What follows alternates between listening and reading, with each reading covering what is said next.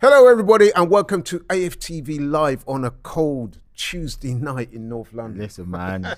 And I've got with me, joining me today, my brethren. My boy, Green my guy. Listen, life's good. How you doing, man? I'm all right, man. Yeah. All the best for seeing you. Listen, man, it's you know, when we do these watch-alongs and we do these lives, man, it's always a good time, man. No matter how much we argue, it's always a good time. You know what? I was going to say this, and I truly mean it. You're one of my favourite people on the channel. Yeah, man. Yeah, me and you have a certain banter. Yeah, and I hope it's reflected in our discussion 100%, today. 100%. We don't always agree. No. But it's always good-natured and it's 100%. always in the right spirit. So 100%, man. I'm looking forward to listening to what you got to say. We've got a number of topics we want to talk about. But before we get into specifics, I've got to ask you, man.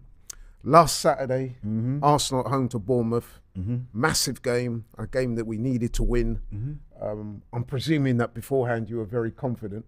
I listen. I said 4-0. I said 4 or 5-0. I was saying to Curtis yesterday on the Talk is Cheap show, Yeah, shout out I to saw Curtis. a bit of it. Yeah, I did. I said to him, I hadn't spoken to a single Arsenal fan prior to that Bournemouth game that wasn't predicting 2s, 3s, 4-0s. You know what I mean? I really did. I really did think that we would smash them. And look, So tell me how you felt after I- less than you know, 10 seconds we were a goal It's a down. weird one because even when we went 1-0 down, I still thought it would be a 4-1 win. I still thought it would be a 3-1 win because it was so early. And I thought that we're playing so well. And I think, look, the scoreline didn't reflect it, but we had 31 shots in that game. We absolutely battered them. So, look, people are a bit, you know, upset with some of the defending as a whole, as a team. And I 100% agree, but we did batter them. We did. We did batter them and we deserved to win the game. And you know what? Sometimes they say there's luck in football, and we're going to talk about a certain guy with his fantastic finish at the end. But when you're dominating a game like that, having 80% possession, I don't believe that's luck. I think you just wore them down. And it's almost like you know, you think about anything in life. You think about a screw in a cupboard. If you use it over 20, 30 years, that does eventually need to be replaced. And I'm not sure about that analogy, but yeah. I mean, it does, man, because it's going to be Well, I get your point. the wear and tear, man, the wear and tear of it. But we battered them, man. We actually, There was absolutely nothing lucky about that win no, at all. Like you said, we were by far the better team. And listen, Bournemouth, you got to give them credit because they came with a game plan, as evidenced by that first goal. Yep. Which to me, that was offside. was Sorry, not offside. It shouldn't have stood though. shouldn't have stood, but it was a good training ground move. So yeah, give them credit for that. And they did defend well. They were throwing their bodies at the ball. They had the low blocks going on. And yes, you know, they did their best. However, come on now. I think it was something like 86% possession we registered. Like you said, Lee, over 30 shots on goal, came close a number of times. And guess what? If Reiss Nelson pops up right at the end there and scores an absolute worldie, how can that be luck? There's nothing lucky about that at all. And that's not to take anything away from Bournemouth at all. I thought they were fantastic. However, I do feel that the right team won. Yep. But yeah, man, that was what a day, man. Yeah. That was And listen, emotional. I don't mind saying it. Listen, you just said it. It was an emotional day, bro. When that goal went in, the last goal, tears, man. I had tears, man. You're joking. I The had big tears. man was crying. Listen, man, I had The tears, big man man. a ball. Listen, you know what it was, right? And I think everyone's spoken about it. I heard Robbie speaking about it, and I've heard even like Turkish. It's not just the goal, right? But it's the fact that he's a Haylender. He came through the academy, and look, we, you know, behind the scenes, we just spoke to somebody who knows Reiss quite well, and it's just the fact that it means more. It means more, man. It means more because it just feels like he's part of us. Look, Partey's part of us. Ben White's part of us. But, you know, coming from the ground up and you worked your way into the position that you're in now, and you scored that goal to make us win the game, not to draw, but to win the game, to keep us 5 points clear. They just started coming down my face. I'm like, yo, like, is it cold in there or something, bro? You know what I mean? do you think the title was won on Saturday? No. You're not one of those, kind of like me, where you're thinking it's kind of like fate. You know what? You look at the Villa game, man. A couple of weeks prior to that, and then you look at that game, and you start thinking to yourself, maybe it's meant to be. Do you not feel that? It's so tough. It's tough because we've got a hard April, man, and that April is scary. But it is in our own hands, right? It is in our own hands. But I'm just thinking, the Man City game, that's going to take care of itself. Whatever happens, happens. I then go to the Liverpool game. they look like they're on something different right now. They look like they're ready to fight for that top 4. Then you've got the Newcastles where we don't know what we're getting from them, and we don't know what's going to change, how the kind of landscape's going to look in April for them as well. They might be fully out of it, they might be fully done, tired, or they might be fully going for that top 4 still. So look, it's spooky. And last season they didn't probably have the same team. They had a bit of a makeshift team, and they still took us at the game. 2-0 loss. So yeah, look, we were missing a sort of striker up front. We're gonna have obviously Jesus back, we'll have Partey back, we're gonna have Zinchenko. We didn't have a left back last season when we played them. So yeah, there's some real differences in both teams, but can we turn up? Can we do the job? I'm hoping so. Hoping. Can I ask, what chest size are you? This is XXL. So why are you not saying it with more chest, man? Listen, my man's got about a 48-inch chest. Yeah, I've got about 48-inch. Yeah. And there you are saying if this, if that. And I'm like, I've only got 40-inch chest. No, and I'm saying it with real chest, bro. I'm like, we're gonna win it. You know what? And I expected you to be on that train too. No. I think we can win it. 100% we can win it. Look, we've got some really, really nice fixtures from now to the international break. Even after the international break, we've got, I think, Leeds at home. You don't want to be chased down by Man City. It's not necessarily us, but it's Man City. And I think after the international break, they play first for a couple of weeks because we've got the Europa League, and I just think the way their fixtures are set up. So it's not necessarily us. I think we're a fantastic team, but Man City, that's the worst team you want to be chased down by. I would rather be chased down by like the team in what was it, 08-09 from Man United when they had all Berbatov and Ronaldo. I just don't think they were as relentless. I think this Man City team, I know we're up against a formidable they opposition. Are ridiculous, man. But the way we are playing at the moment and the vibe and the mentality, 100%. You saw that on Saturday. Yeah. I think it's irresistible force, man. Yeah. I think we're on our way to lifting the title. Now, somebody may clip this if we don't win it. But hey, I don't care. Yeah, it's your feeling, man. That's how I feel. Right now, that's how I feel. But yeah, before we move on to other things, we've got a few other things I want to talk about. But on that game specifically, it looks like the celebration police are after Arsenal again, man. I mean, I could not believe it, especially in light of some of the other stuff I saw over the weekend, especially the Man United game. Yep. With Bruno assaulting referees and linesmen and all that type of stuff, and man's walking, brethren. You know what I mean? So, I don't know, man. I just think it's ridiculous. I mean, from what I understand, the FA are compelled to investigate because apparently the incident was included in the match report, right? In the referee's match day report. So by virtue, they have to look at it. But even so, man, I mean, come on now. Or am I being biased? I don't know. But to me, what happened. Of course, they're going to celebrate. It was kind of reminiscent of some of the scenes you saw in the World Cup when there was a last-minute goal and, you know, I mean, the bench go crazy and the subs and the assistants on the sidelines there, they run on. But it wasn't like anything, I don't know, man, egregious or mean-spirited, or there was no incidents as such. I mean, there was an incident in the Liverpool game where a fan ran on and ended up injuring one of the players. So the Arsenal incident wasn't the same as that. But your views on the celebration police coming after Arsenal? Look, taking my Arsenal hat off, I think why the FA will be looking at it, and I can even remotely see a part of it, is because it wasn't just the manager, it was all the coaches that went onto the pitch when this game's still going on. No, the manager didn't come on though, did he? No, it wasn't. That's what I'm saying. It wasn't I see, right, it was all the coaches in the back and stuff. And I'm like, I'm seeing strength and conditioning coaches on the pitch. So... Well, they got emotions too, you know. Yes. So listen, I understand. So I can see it from both sides. I can see it from an Arsenal point of view, where you just lose all sense of what's going on. That's right. Listen, I didn't mean to cry, but it just came out. It's literally just came out. I couldn't help it. Like, I just was so... I'd have loved to have seen that, bro. I literally... Big man cry. Listen, man, I was sitting there, I was like, I couldn't believe... Seriously, was eye water coming down your face? Because I couldn't believe it. It was the last kick of the game, Benjamin. So you can imagine if you were on the sidelines. Bro, listen, I was you know me, because obviously, you know, I love AFTV. I got AFTV there. I got the match on my TV.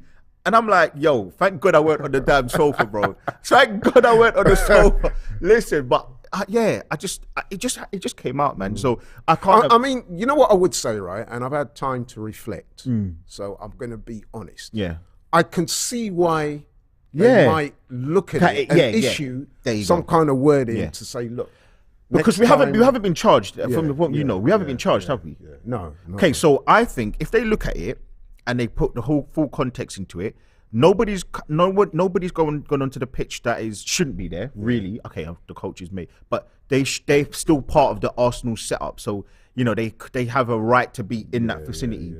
Just if it was like the field of play. into the field of play, and it's not like they ran onto the pitch when the game was actually in play. The football was in play. It wasn't. It was a celebration. So things happen, you know. Like, well, football's an emotional game, man. Yeah, so that's, and it don't get much more emotional than what we saw the other day. And look, in the heat of the game, I saw a Man United player. I'm not saying no names, but I saw a Man United player push an official, official representative for the FA. If he didn't get charged, which he didn't, and fine, if that's what they want to adjudicate, then I don't understand how you can go above and beyond to make sure that Arsenal get in any sort of trouble because they celebrated a goal. You know what some people are trying to say about the Bruno incident is that apparently the linesman gave him a push before he pushed the line. Shut up. No, that's not what I'm. Not you, but you know what I'm saying. But I'm just like to them. Shut up, man. You're just talking nonsense. Ridiculous. It's the most stupidest thing I saw with my own eyes. We all saw it, bro. The man pushed. So for me, I look at it and I'll say very simply, look, Bruno's made a mistake or he's got away with it, however you want to sugarcoat it, fine. I'm now looking at it from the Arsenal side of things. Arsenal coaching staff, players, whoever it is, come on, the guys just scored the lot in the 97th minute of the game, and you're going to try and reprimand them for what? What is it to be reprimanded for? Exactly. The one thing I would say is that, listen, the FA are not going to want to encourage that situation. So they might want to issue a form of wording to say, listen, we're going to remind you of your responsibilities. Can I ask you a question? Yeah. So that what I mean by saying that is they're basically saying, look, we're not going to punish you. We're not going to go over the top. We're just reminding you of your responsibilities because we don't want to encourage or condone this type of behavior. Let me just ask you 2 questions. Sure. How many times does that happen? Never. That literally never happens. Yeah, but how many times do you see a winning goal with literally the last point. streak? So is that what you're talking about? Yeah, that's what I'm saying. Sorry, so my point is that the lack of evidence to show that this happens on a regular basis, or the amount of evidence to show that this doesn't happen on a regular basis shows that you don't need to, come at Arsenal or any club to make them see that. And how many times has it happened with Arsenal as a club? We don't do these sort of things. So like, you almost like you could think about, maybe like, how the referees do, first time offence, I'll let you get off with no yellow card. How many times do we see that in a game? Even in the 20th, 30th minute. How many? So come on, like, just use your brain. I'm trying to be fair and balanced. And listen, I think if I'm a Bournemouth fan or player, I might be thinking, well, the celebrations went on so long. No, it didn't. No, hang on. The celebrations went on so long that it might have affected Bournemouth on the restart. No, it didn't go on for too long. I didn't think so. It didn't go on for too long. That's what the implication that was what my whole point was. My point was that, well, hold on a second. The celebrations was still within the remit of what we would normally celebrate or how we would normally celebrate.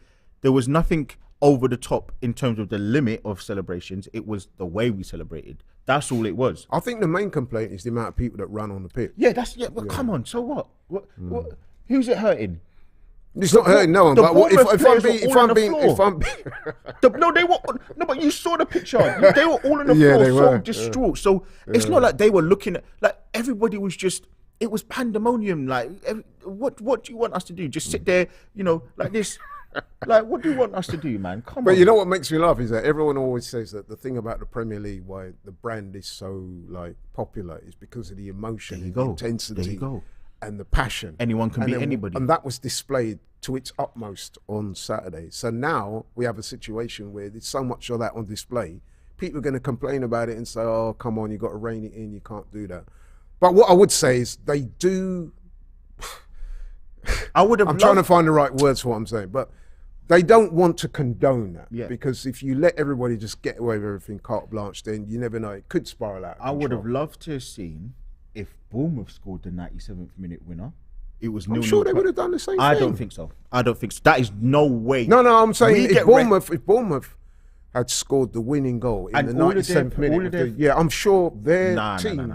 No. Their players the team, the subs, they would have probably run on the pitch. Yeah, and that's done my the same point. thing. But I'm talking about the FA. Yeah, I know How what would you're the saying, FA would have yeah. adjudicated them? They would have been like, yeah, man, listen, hold on, let me give you the party people, let me give you the bloody spray and all that stuff, the squirting, all that stuff, and spray it in Arteta's face. That's what the FA would have handed it out for them, because Arsenal are dealt with very differently to most clubs. I don't know why. I don't know if it's some sort of. I'm not sure if I'll go along with No, there it is 100%, 110%, 100. You're one of these conspiracy theorists. Okay, Laurie, why is it that we get fined? I think is it twice because we surrounded the referees. When you see it week in and week out at all of these other clubs, nobody gets in any trouble. We've been fined twice. I did the bloody live with you. No, but you know what it is, I did the live with you, brethren. I guarantee you now, bro. You get a representative from every one of the 20 clubs in the Premier League. Put them on this table now. Ask them to talk about referees, and they will have similar tales. Okay, that's Everyone's fine. got the same beefs. Okay, that's fine. But we get dealt with very differently to every other club. And my point, I just said to you, we did the live. You sat in this chair, I remember, and I was sitting over here. I remember, and we spoke about the fact that Arsenal got fined £5,000 because of the FA Cup tie. I'm sure it was the FA Cup game against the lower league team. I can't remember who we played, and we did the live. We spoke about it. Wow, how unjust and how fair it is. And then we saw in that same weekend, the weekend after, that teams get away with murder. Why is it that we get dealt with very differently to other teams? And that's all I'm saying. Why is it on the pitch we don't get the VAR decisions? And okay, fine, it happens in other games, but the amount of times in our games, it doesn't seem to add up. I'm just saying that. You know what? I think we're going to have to agree to disagree. Listen, my thing is that the VAR and the officiating has been incompetent this season. I don't think it's anything more sinister than that. They've just not got it right. I don't think it's Arsenal, yeah, we're going to chalk off a couple of goals today because we don't like them. I really don't think it works like that. Maybe I'm being naive, but I don't think.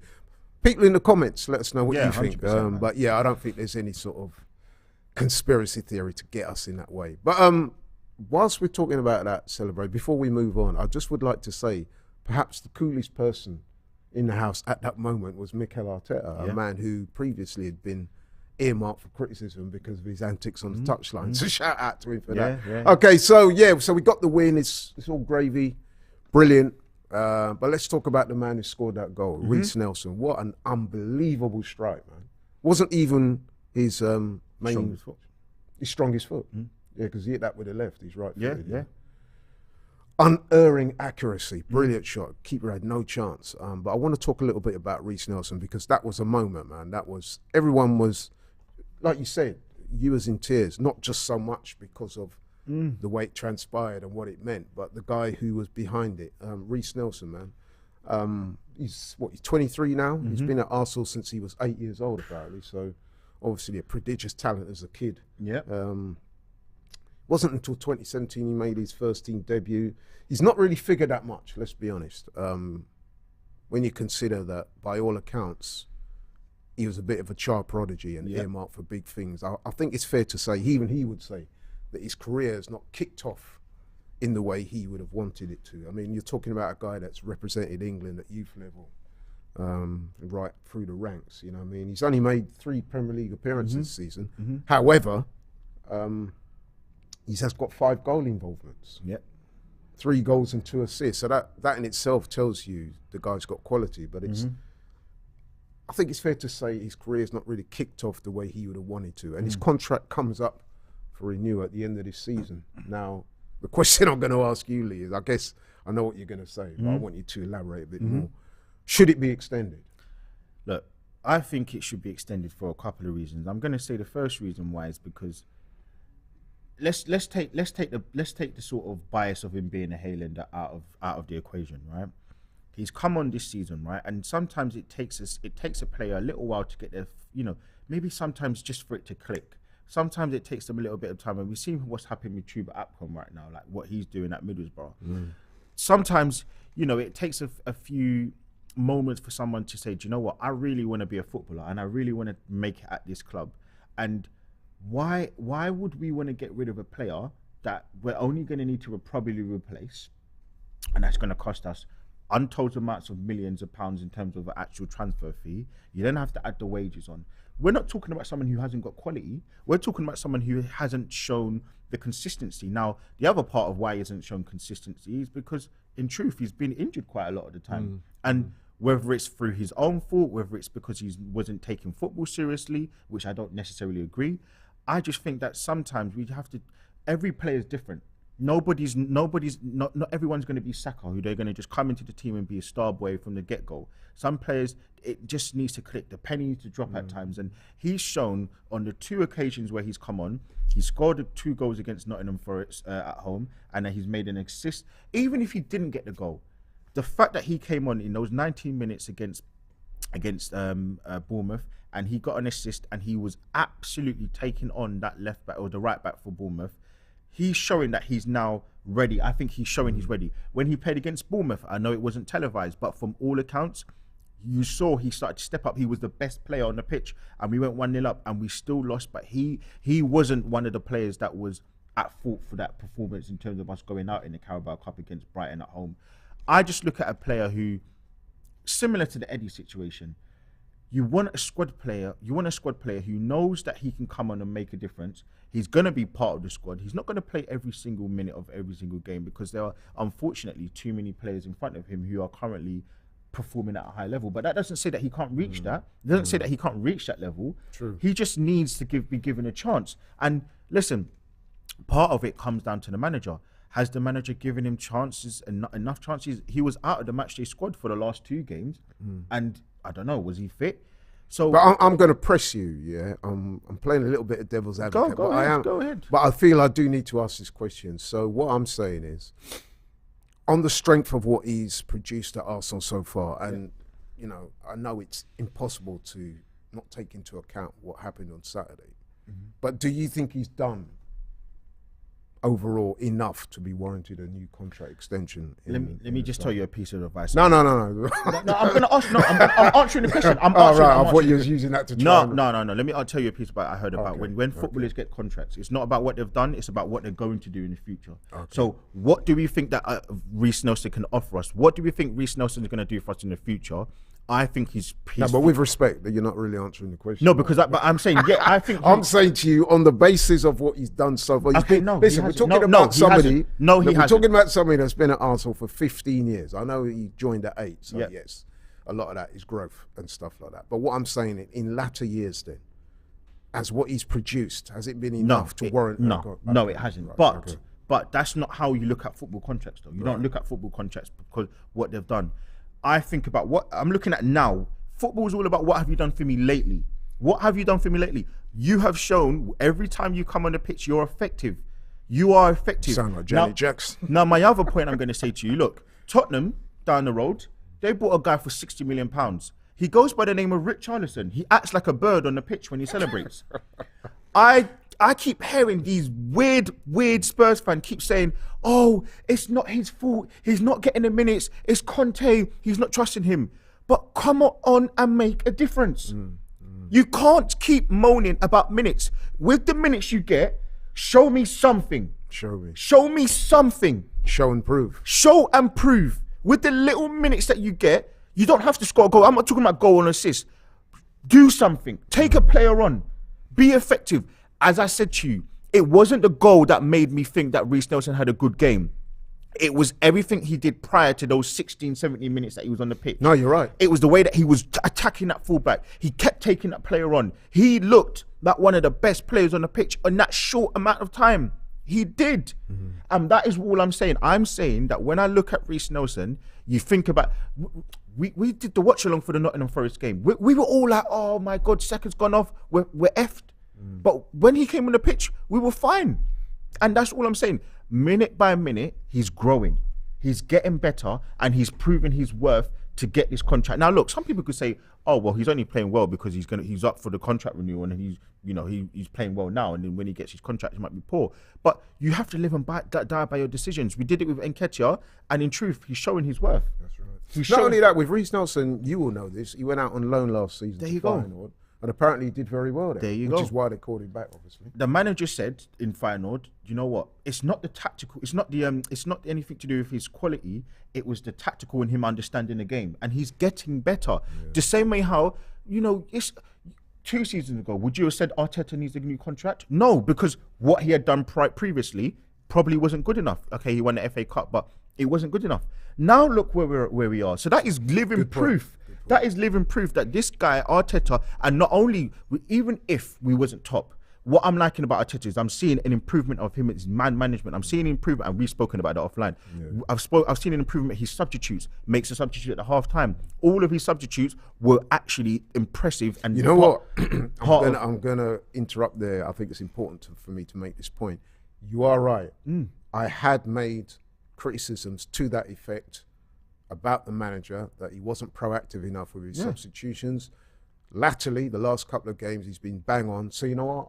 I've got to humble myself and give him the credit he deserves for that. And that's where I go with Reiss Nelson. I'm just looking at this brother and I'm saying, look, Reiss, you have the opportunity to play for the potential league champions. Now, I don't know what team that he's going to go to, potentially. I don't know what team's interested in. You might have a bit of information to share, possibly.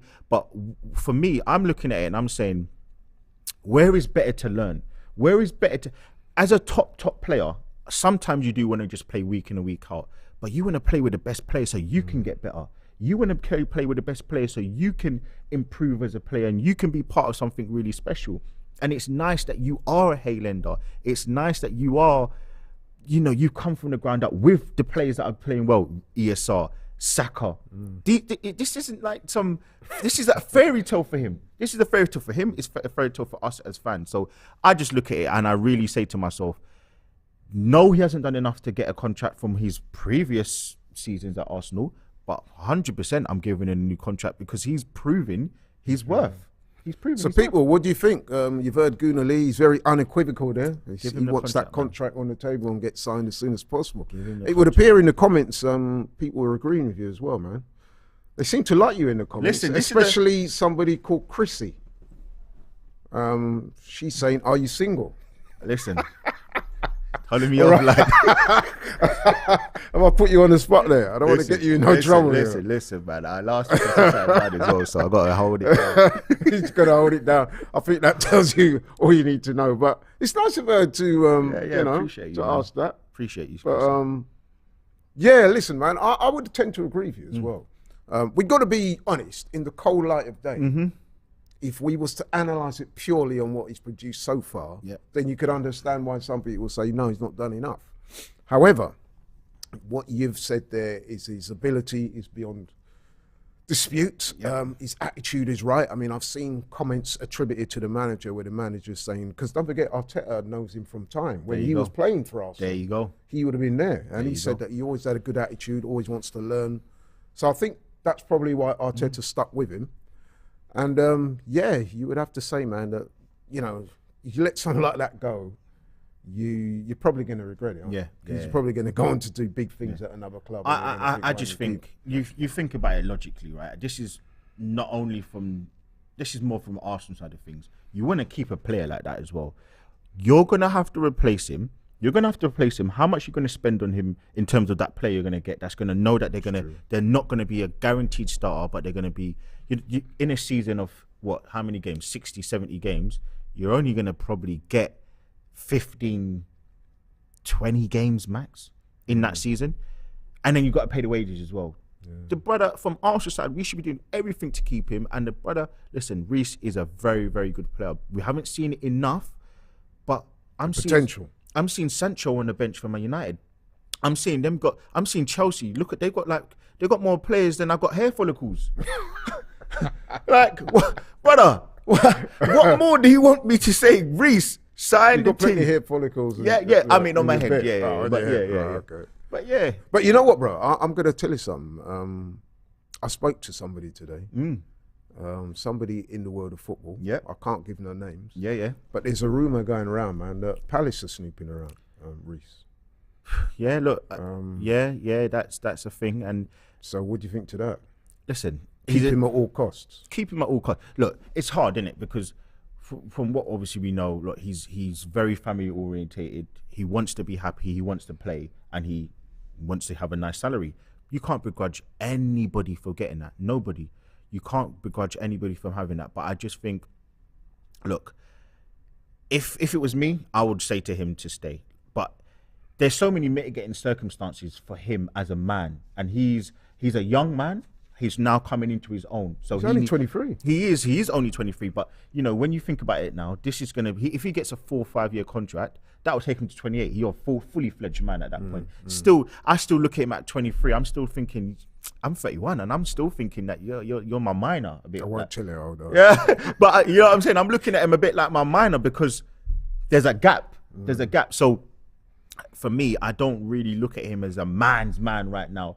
You know, in terms of like he's gonna make every decision, and it's the right decision for me because he's still young. You know, so for me, I would say, would he be tempted away though? Because he's a South Londoner. He's a South Londoner, isn't it? Yeah, not just South London, but like a team like Palace, say, because there's a rumor that I heard today that Palace are said to be interested. Now, if you're Reiss Nelson, and listen, I'm not saying this is purely hypothetical. Yeah. If you're Reiss Nelson sitting at home, you might reason to yourself and say, you know what? As much as I love Arsenal, you only get one career, bro. And I'm 23 years old. For football, time is ticking. That's not old, but time is ticking, yeah? So you might be thinking, I've shown what I can do. You've seen what I can do on Saturday, but I need to be playing more games. As much as I love Arsenal, can they give me that? Yeah. If you speak to Vieira down the road, he might be saying, if you come in, man, you can guaranteed start. Listen. So what do you do if you're Reiss Nelson then? I then look at Crystal Palace, and all due respect, look, my brothers, missus, their whole families from Crystal Palace, they're season supporters, ticket supporters, but they're dead. They ain't won a game in 2023. Reiss. Yeah, but with Reiss Nelson, they might win some games. That is true. That's true. what Patrick Vieira will be saying. No, he might be saying that as well. But I'm just looking at the team that he's touted to go to.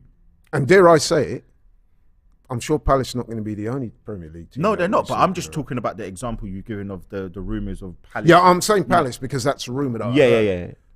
It's a rumour. Listen, it makes sense. It does make sense. He's a South London boy. He can stay in London. He's comfortable with the people around in his surroundings. He's going to an Arsenal legend, and I say that with all the vim in the world. He's going to an Arsenal legend. But I look at it and I'm just saying, where does your future look right and look right? I just think it's with Arsenal. And look, I can't begrudge a man his money. I don't like to do the pocket watching thing. So if they're offering him X amount of money and Arsenal can only go to a certain amount because we've got our hands tied with other contracts or other dealings or whatever it is, then, I can't. I don't even think it would be money, Lee. I think it would be purely down to playing football. time. Yeah, and playing time as well. But because if you're young and in your prime and you're full of confidence, you want to be playing, bro. But as a man, look, I'm sorry, but again, this is where I would say I'll pull it back onto Reiss, and I'm saying, look, Reiss, you got to back yourself, brother. How did ESR get into the team? Because there was an injury and he got into the team and he started playing well. How did Martinelli get into the team? Because there was an injury and he started playing well and he took that spot. Yeah. You got to, even we spoke about when freaking Trossard played, we were like, me and you, who's going to start? Who do you think should be starting, Martinelli or Trossard? And how much was we arguing? Bruv, you got to back, Martinelli's got to back himself. You got to back yourself, man. You got to say, do you know what? I'm the man and I want to take this spot. Or I want to be, you know what? I might not start, but I want to be the first. I want to be the first off the bench. I want to be that at least. Work. You set yourself little goals. But if I'm Patrick Vieira, and again, hypothetical, I'm trying to sell Palace to him. I'm saying to him, Arsenal, great club. Yes, they're bigger than Palace. Yes, you know what I mean, in the limelight there. However, you come to us. We're a burgeoning club, young club, exciting club. With no Champions League, which we're going to be in next season. I'm trying to sell him a dream here, man. Honestly, I'm being serious, yeah. Crystal Palace, all due respect to them, look, they've got some great players. They've got a great manager. They're a great little club in South London. But you are dead. Why are you going Crystal Palace? You're at Arsenal. You're going to be playing Champions League. You're going to be fighting for the Premier League for at least the next 3 seasons. I can't see how we're not going to be. There's game upon game upon game. You're going to get minutes. All you need to do It's just show that you can do what you did on the weekend. And we don't need, this is what I'm trying to say, it's not about the goals and assists. If he didn't get a goal, he would have still got a great rating from Robbie, from me, from you, from everyone, because he did enough to make a difference in the game. And that's all we're asking for. And that's all I'm saying. Why you want to go Crystal Palace for, man? Look, again, take money out of it, because listen, I will never watch a man's pocket. If they're offering him stupid amounts of money, I can't really I can't begrudge a man for that. But what I can say is, you know, there are other parts to, you know, playing football, and you want to be part of glory. You want to be the money and the glory. You want to be happy. He's happy at Arsenal. It's nothing to do with he doesn't like the manager, he doesn't like the club. We believe in him. It's just about, does he believe in the amount of game time? And look, I saw on the teleprompter, there was a sort of question. I don't know if you want to touch on it, but you know, I can understand, because if a certain player at Crystal Palace leaves, Zaha, then there's another space there for him. Yeah, well, he could, you know, become the main guy. But if that makes it even worse, because in truth, Reiss Nelson, you're talking about, does he deserve to get a new contract? He ain't even shown that he can be the main guy at a club. So why? And if their best player is leaving, what does that say about the ambitions of that club? I'm sorry, but that then goes to me saying, Reiss, come on, have a bit of fight about you, because you are a baller. You're a baller. Have a bit of fight and show that you can. You know, you can push Martinelli out the way. You can push Trossard out the way. As I said, it's got nothing to do with his quality. He's a baller. There are just other mitigating circumstances that he needs to start to overcome, like staying fit. Let me ask you: do you think we're being presumptuous? I mean, we're saying, "Oh, come on, Reiss, sign it, rare." Will Arsenal offer him a contract? Oh, well, I mean, we're saying that because we know he's been offered a contract. It came out in the no, we know that the contract is up for renewal. Yeah, no, we know that they're trying to keep him there. That we know that for definite. I don't know if they offered him. No, but things can change in football, man. Things can change overnight. Form, injury, other players becoming available. As I said, football's about what you've done for me lately. All I've seen him do for me lately is do well, perform every single game. It's not one game. I know he hasn't played in many games, and hopefully we'll get into it later on about the game on Thursday. But every opportunity he's had, he's taken it. That's what Saka did at 17. That's why he's in the team. Yeah. Every single opportunity, he's grabbing it. And he's had more than enough chances to keep proving it. Season, he went to Hoffenheim, he went to Feyenoord, and he wasn't really lighting it up over there. Feyenoord, yeah, he did. Feyenoord, he did well. He did a lot better. But what I'm saying is, he's now at the team, he's back at the club, and he's performing. And he's on. Part of it you have to put down to the player, but part of it you got to put down to the manager. He's putting you in the positions to play well. He's making you a better player. You wanna be here, man. You wanna be here. I'm sorry, you wanna be at Arsenal. And as I said, remove the money side of things. I'll never watch a man's pocket, never. But I'm just talking about football factors. For me, I'm saying at Arsenal.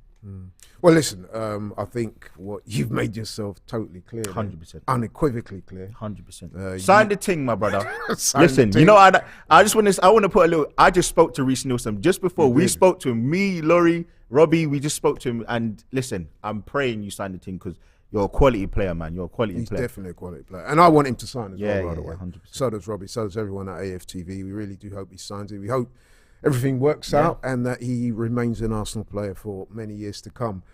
Do you start him on Thursday? 100%. 110%. You got to, really, off 100%. The back of that. I mean, sensational goal. Are you going to go through the lineup, or you want to just talk about individuals?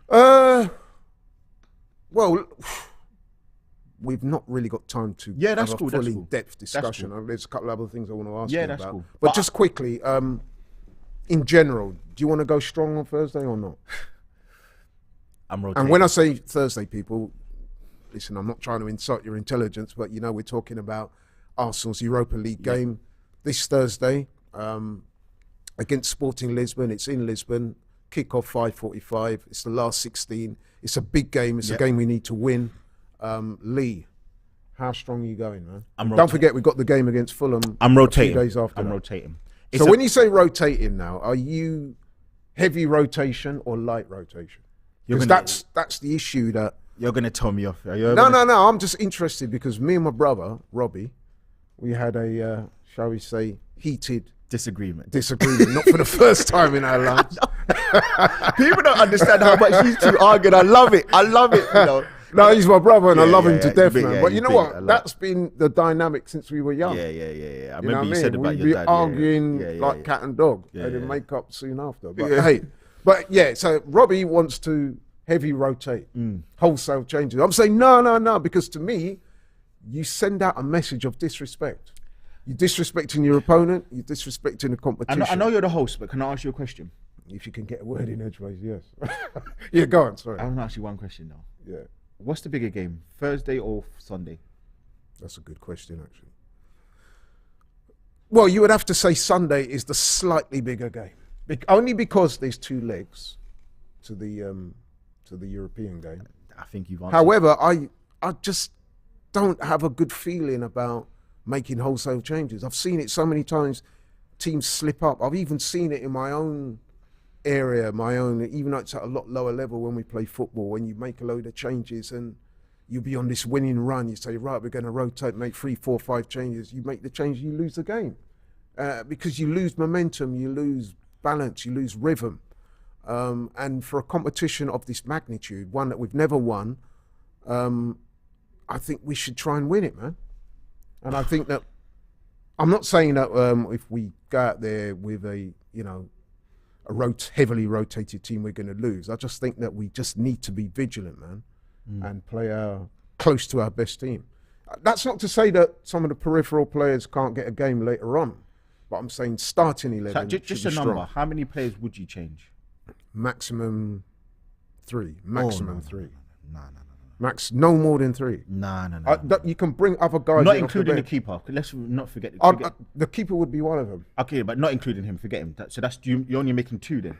Forget the keeper, because the keeper, I think they're, the keeper's important. No, but it's like I think they're very good, both of them. Yeah, they are. Let's forget the keeper. Outfield players. How many are you making? 2. 3 max. That's not enough, man. And even then, I want to win this game, man. I want to win the Europa League. So look, ESR I think he should start. Right.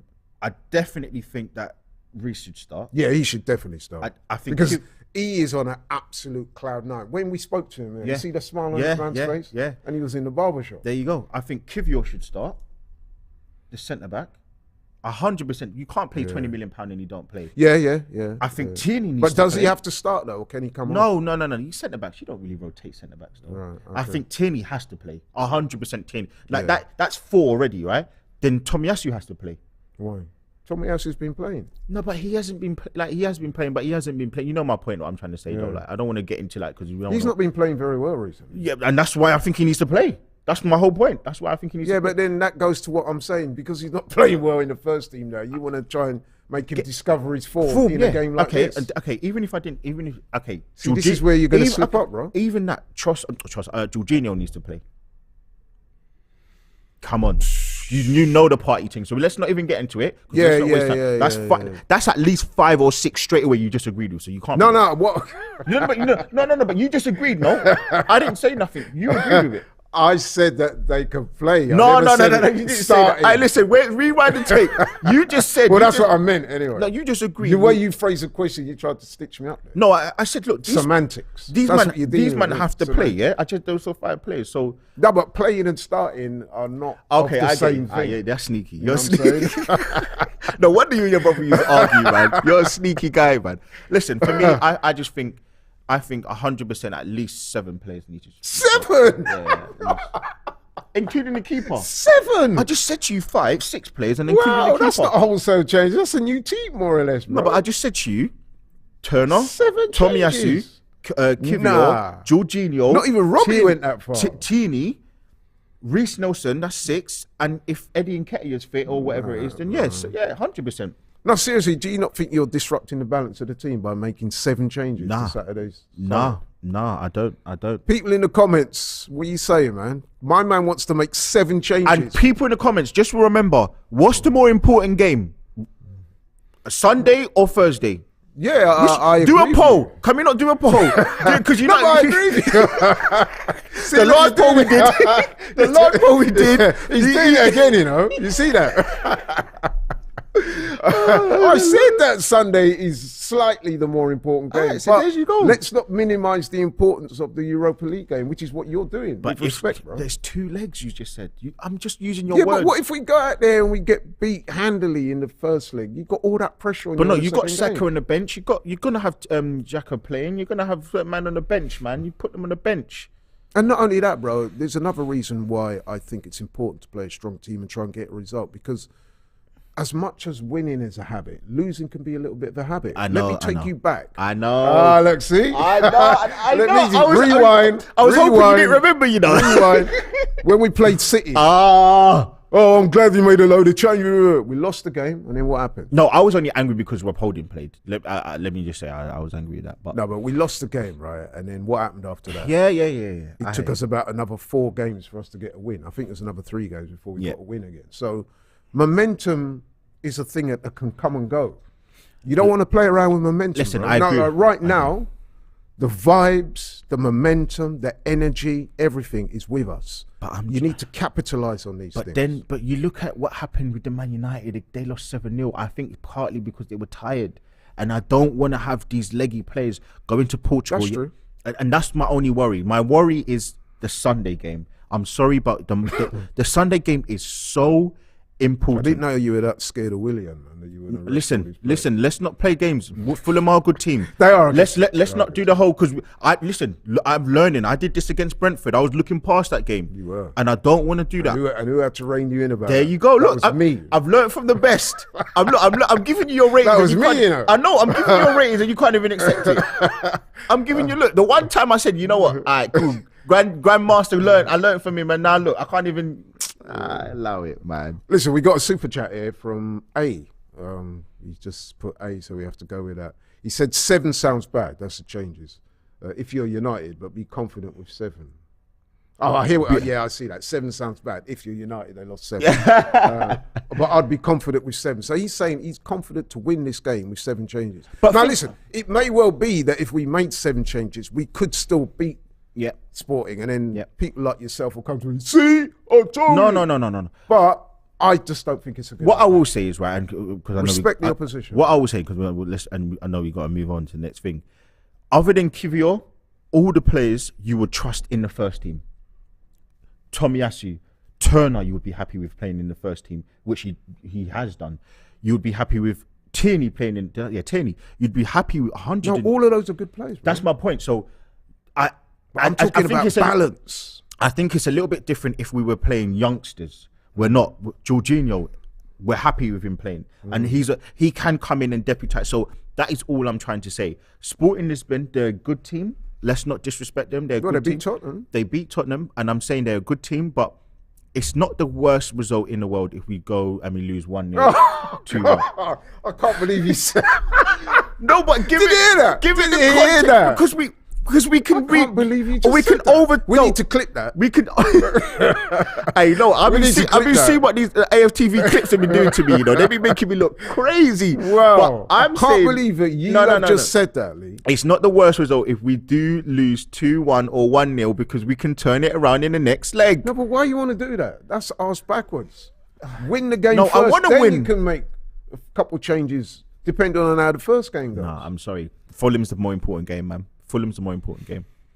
It's marginally the more important game, but that's not to minimise how important I'm not trying this game is. To me, it's a big game, bro. I'm not saying that Saka stays at home. I'm saying he starts on the bench. And what about all the fans that are paying their big money to go over there? Do you know how much it used to get a flight out to Portugal right now, bro? Yeah, it's about £300-400. Yeah, you can't. And Arsenal are going to be very well represented in that ground on Thursday. Let me tell you. Listen, but the more important thing. No, hold on. First, if I got a ticket for that game and I paid my big money for a flight, and then no. You choose. Thursday. You choose to go and watch the game. So but what I'm saying it's not a God-given right. You see Saka on the pitch. No, I'm not saying Saka, but if I turn up, you know what I mean, ready, man, to watch the game, and then I'm hearing that we've made 7 changes. Personally, I'm going to be very disappointed. No, because the fans going out there should understand that the more important game is the Fulham one. To me. No, yeah, it is. I agree with you on that.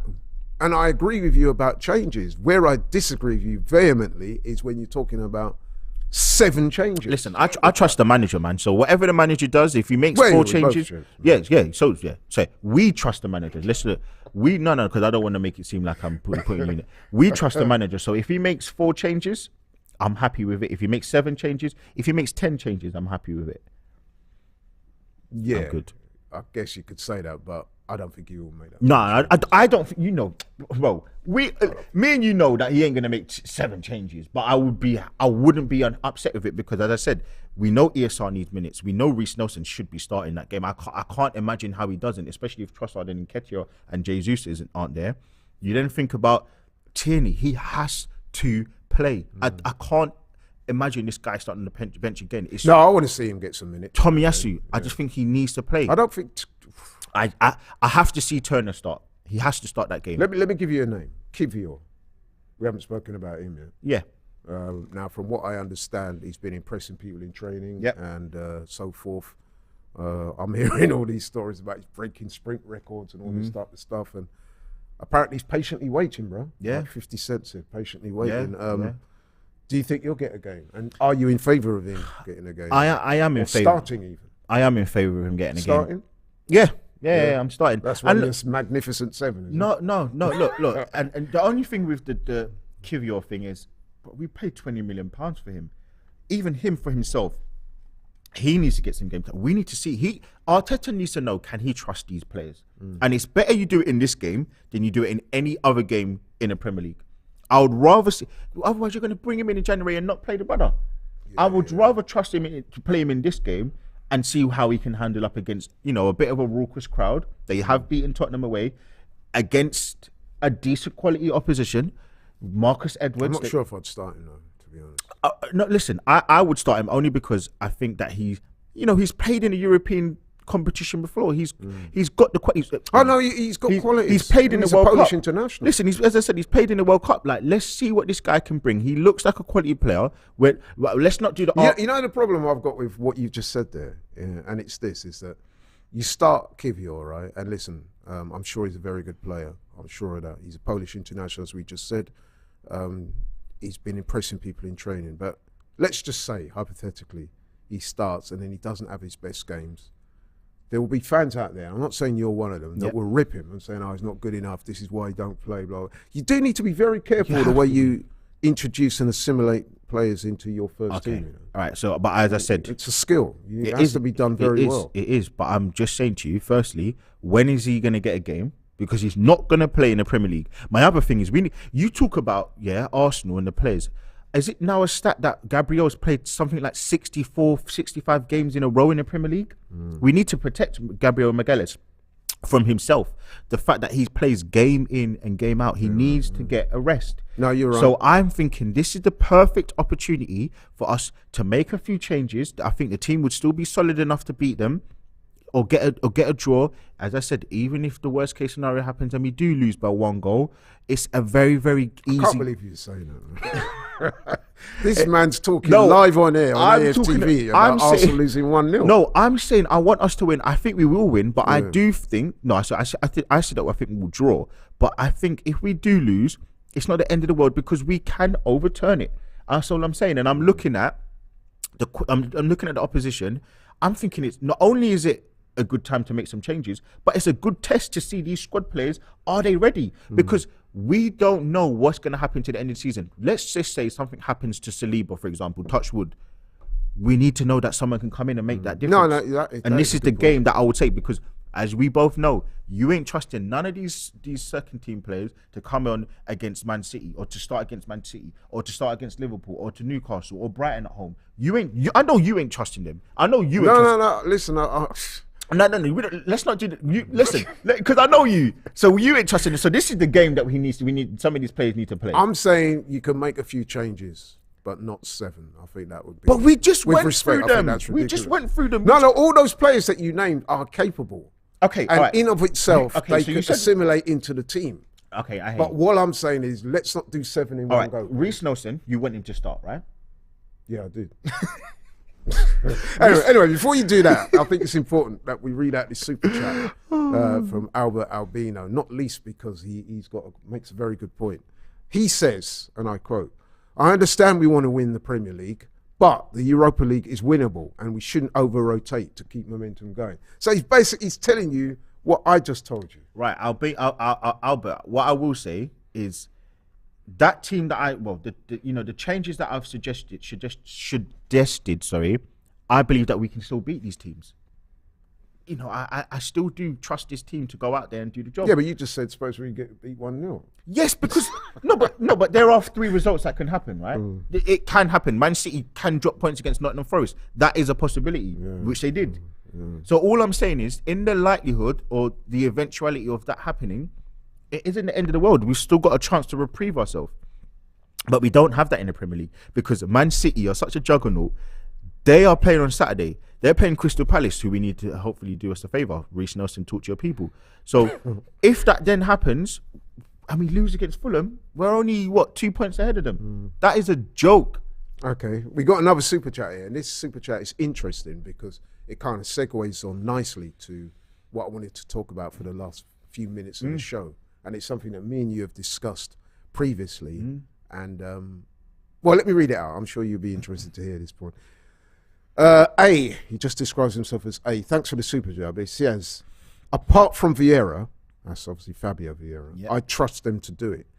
And the reason why that super chat is quite poignant is because before we came on here today, Lee said to me, give me a chance, I want to talk about Fabio Vieira. I've got a few things to say on Fabio Vieira. So this has segued perfectly in to the discussion on Fabio Vieira, which we're going to have now. We've only got a few minutes, but tell the people and tell me, because I don't know what you're going to say. Listen, you just said to me before the show, I want to say a few words about Fabio Vieira. So now's your chance, bro. Look, I just think Fabio Vieira, he came in, he looked like this new wonder kid that we didn't know anything about. It came out of the blue. We paid £35 million for him. And I just think that some games that he's played, I just feel like he's not grabbed it by the scruff of the neck. And look, on Saturday... So you're underwhelmed? I'm underwhelmed so far. And I thought, especially after Arteta came out, I think a week and a half ago and said it's really difficult for him to be on the pitch or not be on the pitch because he's looking so good in training. I just thought there would be a little bit more. Now, look, there are some players that are, high frequency players. Odegaard, he's always got the ball. Partey's always got the ball. Oh, I can clearly see Vieira isn't. But I'm just thinking sometimes I want to see a bit of magic. I want to see something where I'm like, do you know what? What you did at Brentford when you away from home, we won 4-0, you scored that wonder goal. I don't even need that from you, but I just want you to move the ball a bit quicker. I want you to be a bit stronger on the ball. And look, it's going to come with time. It's going to come with time for sure. But don't you think he had a decent game on Saturday? I thought he played well. I thought he was okay. I thought he was okay. And my only thing is... you want to see more? I want to see more. And the reason why it was more disappointing in that game is because of the level of the opposition. It was Bournemouth. They're not a good... They're not a good... Look, we know they're not a good team. They're going down. Or the probability of them going down is very, very high. Right. So if I'm looking at Bournemouth... We're at home as well. We're going to have so much of the ball. I just wanted you to create a little bit more. I wanted you to be a little bit more decisive with your touches and your passing. Sometimes, just a bit slack. And that's not to say that he's been poor, but I just wanted to see a little bit more. And I don't think that's unfair for me to say. I don't see that, he's been poor, he's been bad. But I do think that he can grab a game by a scruff of the neck a little bit more. I do think that he can be a little bit more involved in certain parts of the game because he's got some real good qualities. He has got some really good qualities, but are we seeing it enough? Is he getting in some of those danger zones enough? Is he influencing the game enough? Not entirely and not frequently enough. And as I said, I know that he's a low frequency player, which means he's not going to be always on the ball like a Odegaard, like a Saka, like a Martinelli, for example. But I just wanted you to connect a little bit more with the front players, and I wanted you to be a little bit more driving in the game. Yeah, interesting. I wouldn't disagree with most of what you said there. I mean, Fabio Vieira came to us from Porto. 34 million. He came with highly touted, big reputation. And you're right. I think we did expect to see a bit more, although he has shown glimpses of what he can produce. I think we do need to see more. But you know what? I think it is going to be one of those where it's going to take a bit of time. You look at the physical stature of the player. He's not the biggest, so he's probably not suited to Premier League football in that regard. He's probably going to have to bulk up a little bit, get used to the strength and the intensity and the pace of Premier League football. But from what I have seen, he does look a very good player. He does look like a good player, but I just thought that maybe I need to do more research on him. I just thought that there would be a lot more that I can see, and I'm like, you know what, I like this and I can move forward with this part. But right now, I don't see him doing the long shots that we saw in Porto. Maybe that's a team thing. I don't see him really creating as much as I feel like he should be. Maybe that's a new team. Maybe he doesn't feel like he's the man in that team. I don't really see him driving and penetrating and, doing those intricate passes like Odegaard. And maybe that's something which I need to understand his game a little bit more. There are so many things, and it's not like, even the same thing. We know that he loves playing with Martinelli. I didn't even see him really connecting with Martinelli on the pitch, and he loves to play. He loves him as a person. Yeah. He loves to play with him. So, look, that's not to say I don't really agree with the super chat from A, where he said he doesn't trust Fabio Vieira. I do trust him, but I just want you to just give me a little bit more, because you can do it. He's a quality player. You can see it. You can see it. And that's the thing I love about this team. We've got everybody's technical level is up in the sky. It's so good. But I personally think with somebody like Fabio Vieira, you're probably not going to see the best of him until next season. Yeah. Given we spoke about his physical stature, sometimes these guys need to assimilate. The Premier League is a real... it's a dog, man. It's a beast. Man, it's a beast. It's shark-infested waters. And it's going to take time. He's only 22 years old as well, man.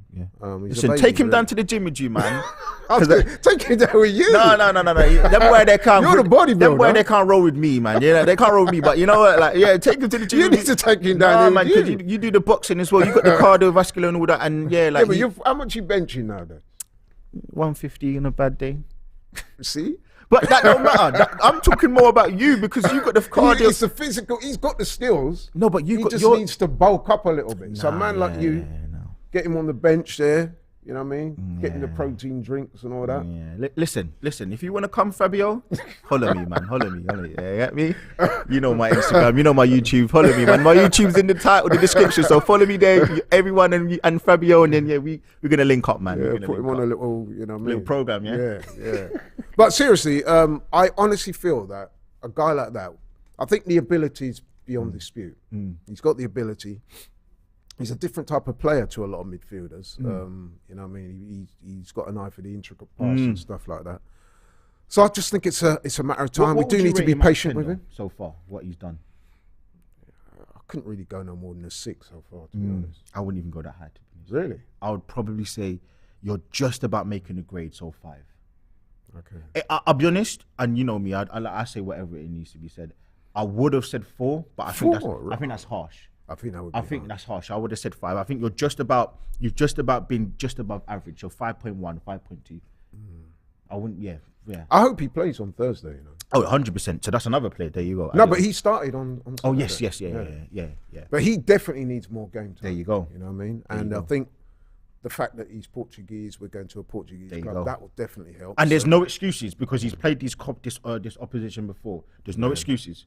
There's no excuses. I'm sorry, Fabio Vieira, but I like you a lot, but so you're saying if you don't have a worldie on Thursday? No. This is what I remember. Saying back to Reiss Nelson, it wasn't a goal. I don't need him to score. I just need you to see it, be a little bit more penetrative. Levels. You need to just show a little. Just go up a level or 2. That's all I need. And you're in your hometown. It's not your home country. Sorry. You feel you're used to the environment, the atmosphere, the culture, the fans. You know how raucous it's going to be. You've played in this stadium multiple times. Not really going to have any chance to give you any backing in that sense if you drop a stinker. I'm talking about, because so no pressure then. No, listen, there is no pressure, because he's a quality player, so he's used to this. He's used to this. He's done this. No, I'll back him to do well. I think he will play on Thursday. Yeah, he's going to play, man. He's going to play 100%. Yeah. And listen, I don't need to really wish him luck, because I believe he's going to show the quality that he has, because he's shown it in the Premier League in harder games, I believe, but just not frequently enough. No, you know what? I can't really argue too much of what you say. The only thing I would say is that we do need to give him time, because sometimes when you do give a man time, we've seen it before. Even look at De Bruyne now. Remember? Odegaard. Chelsea got rid of him. And look at him now. Hazard took time. Odegaard, like you said, I can remember when Odegaard first come, the jury was out. Even when we went back for him the second time, there's a few fans I spoke to. Curtis was one of them, actually. He wasn't sure. Now look, captain, and he's playing big games every week. There you go. So. There you go. Right. Okay. Listen, we're coming to a close now. As much as I hate to say that, because I've really enjoyed. Good times, man. Good times, on the show as usual. I'm just looking. I thought we had another super chat. But listen, man, it's going to be a big game on Thursday. A couple of people saying, people thought Messi was too small. That's an excellent point. Yeah, it's just that. To be fair, Messi's never really played in the Premier League. Not to say that he wouldn't do bits in the Premier League. Of course he would, but. I guess what I'm saying is that the Premier League is renowned as a very physical and rough and fast and intense place. And I think someone like Fabio Vieira coming to England as he did, he will probably tell you that he was surprised at how physical it was. So he probably just needs to adapt a bit more. And then next season, man, you'll see the best of it. Let's keep it 100. Let's keep it a buck. Fabio Vieira ain't Messi. He can't do. Can't do. So like, Messi might not have the strength, but he's got everything else on 100. So Fabio Vieira needs to be better at some other things to maybe that's kind an of make unfair up. Comparison, but you know. Yeah. But I guess look, people just talking about the size. Of course, 100. But listen, man, Thursday's going to be a big game. Sunday's going to be a big game. What's your prediction? I'm going to go 1-1. I'm going to go 1-1. Rah! I can't believe the negativity there. Oh my. I'm saying 1-1 because I think we're going to make a few changes, and I don't know how the strike forces will look, and I think we'll do them at home like 2-2. So basically, you're willing to throw away this game and just catch it on the rebound. You see, that's basically what you're saying. People. No, basically saying you want to spin the block. You see this? You know what? You see people. You want to spin the block, bro. You know when I say spin the block. I know what you're saying. That's what I'm saying. But you want to spin the block, so you want to go round and then kill them off at the second occasion. People, you see Laurie, yeah? People like Laurie, you got to watch me, buddy. This is meant to be my brother, my guy, and he knows what he's doing. Man's trying to spin the block. I want to get the win now. I want to get the kill first time around. All right, listen, I've said 1-1. I'm sticking with 1-1. I think it's going to be a draw. I think they're going to turn up. And listen, we have to give the respect to the other team. They're not a bad team. They can. Yeah, and then you're talking about respect on the one hand. And then you want to go and make 7 changes. Yes, because that's feel like disrespecting them. Because the changes that we were going to make are good enough to get us a result, some sort of result. Are you telling me you don't trust ESR? I'm not saying individually all those guys, if they're playing in the team, but they're won't good. Represent to the fullest. I'm just saying you don't want to make 7 changes. I just think it's a bad idea per se.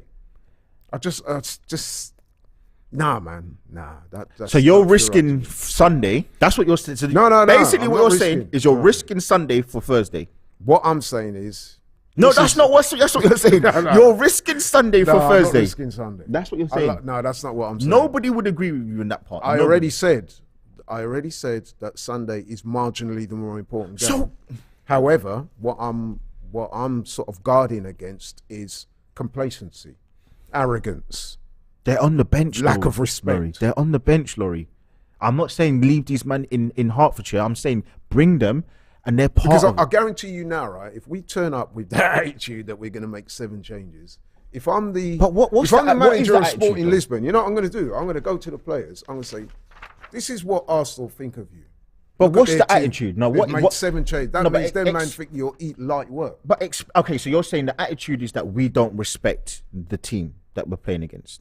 I think if to make 7 changes gives the impression that you turning up thinking it's going to be an easier game. That means you can turn up with 7 guys who wouldn't normally have played in your strongest team. Nah, I don't. And the message that sends is all wrong. Not just to them, but to the competition as well, to be honest. But to be honest, Laurie, I'm sorry, but if we go out of the Europa League, I'm not going to really spill any milk over it because the Premier League is the bread and butter for us this season. Oh yeah, absolutely. So ultimately, I'm not. But nevertheless, don't you agree that the Europa League is a big competition? It is a big competition. Listen, we should have done better in it. A few years ago, we got to the final. We got absolutely smacked by Chelsea. Atletico Madrid. And that was a real dark day for the club. And I want us to put that right. And I think that with the way we're playing now, we have a good opportunity to win this competition. Or at least to do very well in it. And I don't think we should look a gift horse in the mouth.